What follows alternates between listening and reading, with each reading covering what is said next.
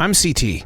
When I'm not busy being Arroe, the podcaster, I live in the real world. I mean, everybody has to have a job, right? Mine is CS, customer service. You know, solutions, relationships, while keeping my team motivated and pumped up to make a solid connection with every single person who has chosen to visit our location. Episode number 111, Calling Corporate, Edward Sings, and Teens Stealing Beer. Transition walk, day number 1 out of 3. Busy day in the studio today. Then again, it's always a busy day in the studio. I mean, that's what this is all about. There's a reason why I've been in the business of broadcasting for 44 years. It's all about loyalty, dedication, determination. And that's the kind of thing that I want to plant at the grocery store.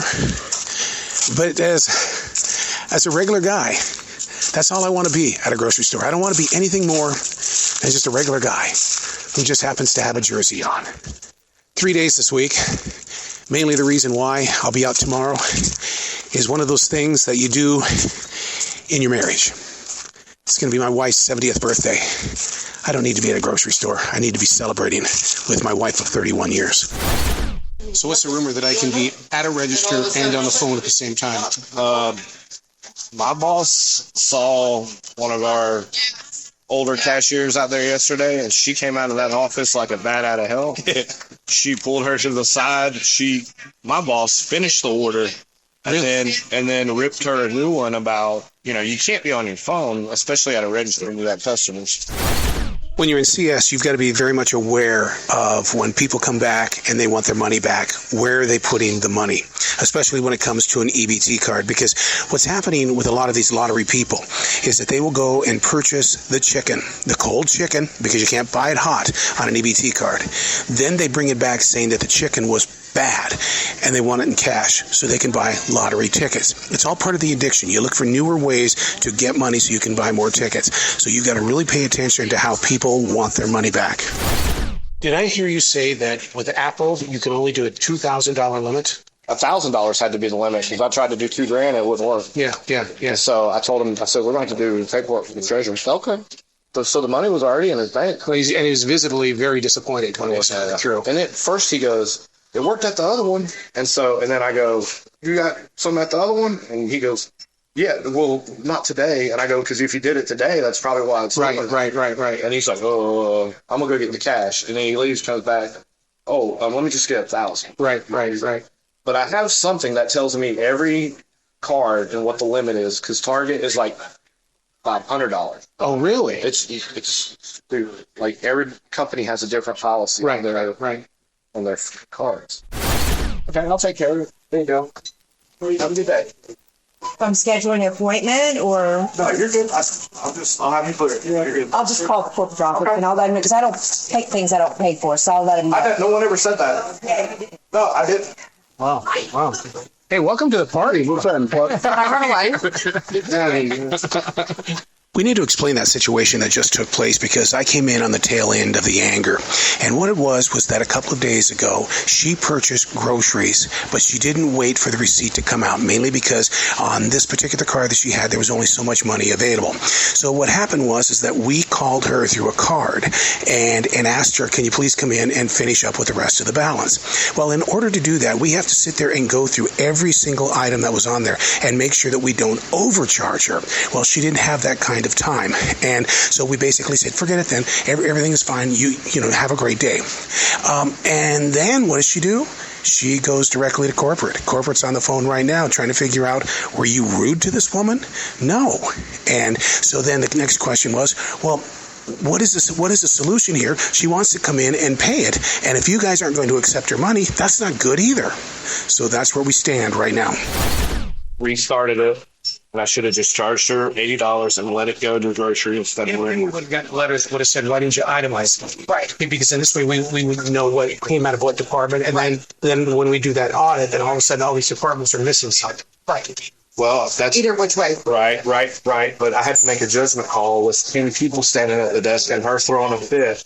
Do I just get her out of here? Right. Or do I? You do the right thing by saying, we'll take care of it. Right. Was great, because I thought that's what customer service wants. Well, and that's what I gave her. And then she accused me of calling her a thief, or us of calling her a thief. And then she goes and calls our 800 number, doesn't mention any problems she had, only says, I want to pay for my groceries.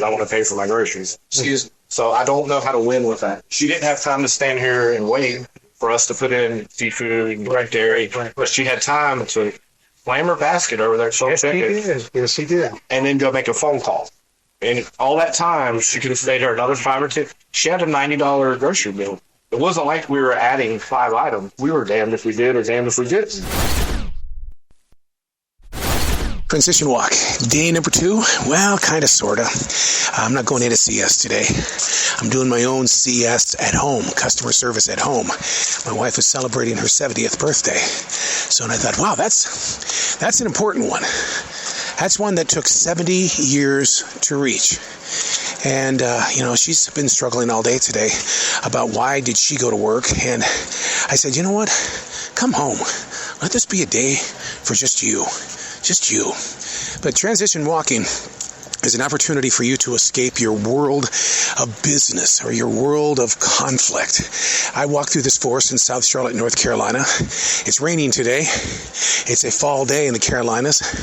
And the thing is that it gives you a place of solitude and personal inner growth. Take the time to discover transition walking. Really, it doesn't matter where you are, what day of the week it is. You're going to heal from it. Eric and Bill, eh? Oh, yeah. What's your name? Edward. My middle name's Edwards. Oh, really? Yeah. Now, what's the matter with that stupid thing? No, there's one of those that's on a jerk that's drunk. Yeah, there you go.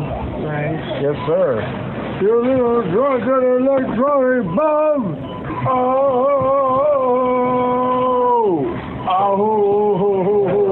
Are you getting that as well? Yes. All right. Thank you. What happened to your finger? I messed it up bowling. Oh, you messed up throwing the ball at the fence, huh? Yeah, no. I wasn't in the pins, though.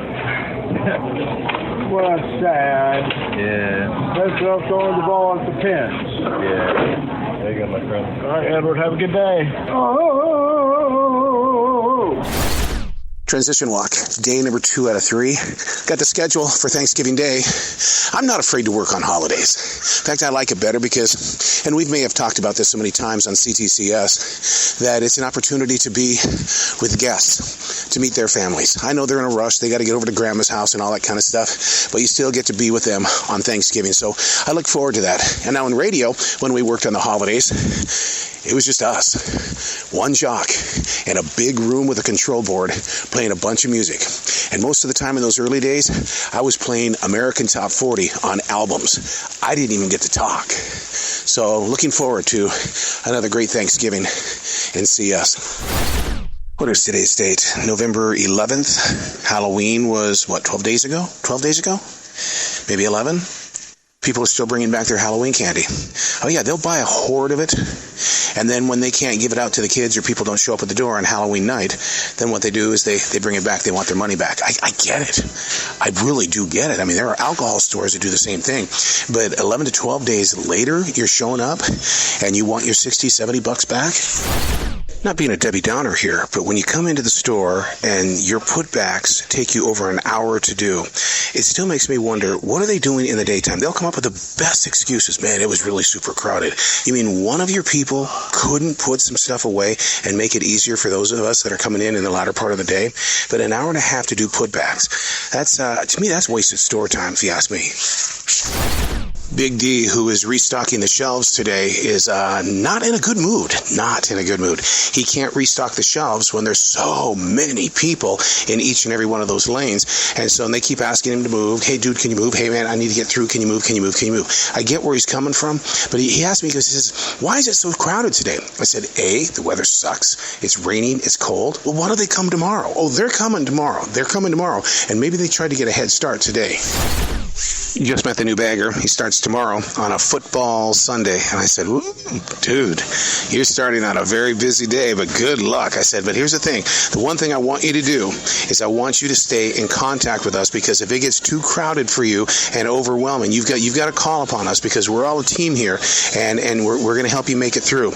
You know, you have to go around and show them where the different trash cans are, and the break rooms that they need to clean. There's a lot of dirty work that these baggers do, and they don't get full respect for it. So salute. Welcome to the team, Quay.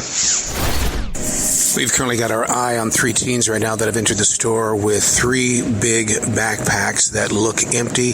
They're over in the beer section right now. Security says that he swears they put at least 2 12-packs of beer already in it. So we're going down through the store right now with them to try to figure out if we can catch them in the action, or, because you can't do anything unless you physically catch them. He just feels that there's something in those backpacks, and they were over in the 12-pack beer department. Boom, definitely. They've got beer in their backpacks. We just saw the one, put one into the back of one right now, and we are swiftly moving through the store to get them to find out if we can close down the front part of the store. Security is looking real hard to close off on the left-hand side. Can't get up there fast enough, man. These guys are booking really super fast. So at this point in time, they're now over by register number 6. They're going to go right out the damn door. They're going out the door, and nobody's stopping them. What'd they say? Security said that something about that, I hope you feel better about yourself, and she says, fuck you. Now, were they teenagers? Yeah, they were teenagers. Wow. And then it was the girl and 2 girls. Wow. Now, it's not the same girl that keeps coming in here and stealing all the time, is it? Remember over the summer where she kept coming in and grabbing the bottle of wine? No.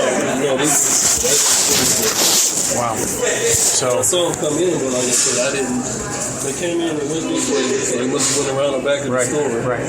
Because if I had known, I caught one like at the store. She grabbed it over there, and then she like readjusted it on another aisle. Yep. Take it out. Wow. Why all of a sudden were you on register 1? Because I had her off of register 1. Why, what happened? She was starting to get nasty. She was? She was. She was... Keep working with alcohol. What?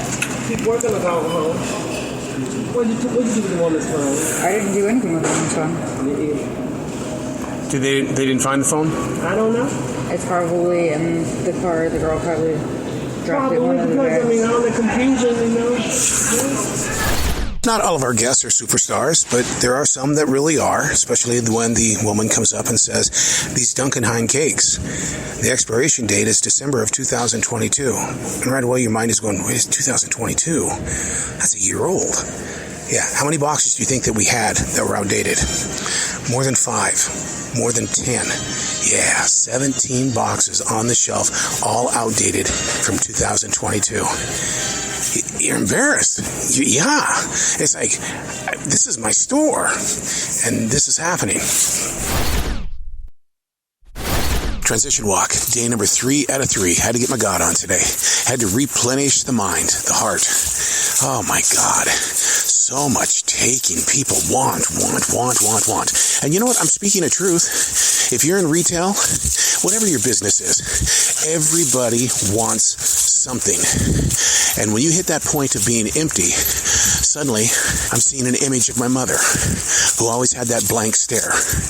And I wonder, was my mother not replenishing her heart? All right, got my God on, going into CS, and hey, it's a Sunday. We're getting closer to Thanksgiving Day, and people are buying 25 to 40-pound birds. What the hell are you going to do with all that meat? And the Sunday is officially underway. Here we go. You know, when you come in at 2 o'clock in the afternoon, what happens is you've got a lot of transitioning that's going on, and it's not like a transition walk. It's those that are leaving, those that are coming, and there's a lot of, misguided questions and answers, and people don't know where to go, what register to take, and so you've got to step into your leadership role and say, whoa, hold on. Let's figure this out. We're going to breathe. There's no rush. We can make it happen. There's a lot of people inside the store because it's a football Sunday, but we got it. Just breathe, everybody. Breathe. A guest brings in a very large bag full of groceries, and it's from a different location. Same store, just different location. And she goes, I'm bringing all this back. I still want it. And she goes, besides, they overcharged me on some of the things. And so I need you to really kind of get me back my money as quickly as possible, and because I need to get home as soon as possible. And I go, so the things that you're bringing back, they're not all in the receipt. She says, just take my word for it. And I said, no, I have to look for every receipt because it's going to be over a certain amount of money. And so she finally goes out and she goes and gets a few more groceries, comes back up to me and says, you're still not done yet? And I said, every one of these things is from a different store. Is there a reason why you didn't go to that store? Well, this was just on the way home, and I just figured you guys were all the same. One of our team players, instant write-up. She was on register number 2, $361 worth of groceries, and she didn't hit basically send or so that the card would take it. And the woman walked out with $361. Here's why she was written up. So she runs outside after the woman. That's it, man. That's why you're written up. She ran outside for the woman. She never got in touch with the woman, but about 3 or 4 minutes later, the woman comes back in the store and says, you know what? I don't have my receipt. That means I didn't pay. Whew. So $361 could have easily gone that fast, but the big mistake was she went outside. You cannot do that. I guarantee you, if Chance would have known who was at his register 2 minutes ago, he would have been a nervous wreck. And I just kept sitting there thinking, okay, if he's going to screw up, this is where he's going to do it. He's going to do something bad. Yeah, I debated on telling him the big guy was in here and being like, hey, you know who that is? But then I was like, nah, I'm going to let him see what he does. Right. Whatever you're ready.